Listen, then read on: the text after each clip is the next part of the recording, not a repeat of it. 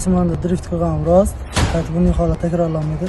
90U376 BB transport vositasini haydovchisi tegishli hujjatlarsiz to'y marosimlarida har xil driftlar qilib, yo'l bezorilik sodir qilganligi sababli ijtimoiy tarmoqlarda keng muhokamalarga sabab bo'ldi. Ushbu holat bo'yicha transport vositasini vaqtinchalik ushlab turish uchun jarima maydoniga olib keldik. Buning uchun bunday holatlar takrorlanadi. Xitoyda o'z bahimsizlik bilan ko'ngilga ko'tarish uchun qayta takrorlanmaydi. Hozir Sizga nisbatan 128-moddaning 10-qismi bilan ma'muriy bayonnoma rasmiylashtirildi. Tushundingizmi? Bundan keyin yetib oldi.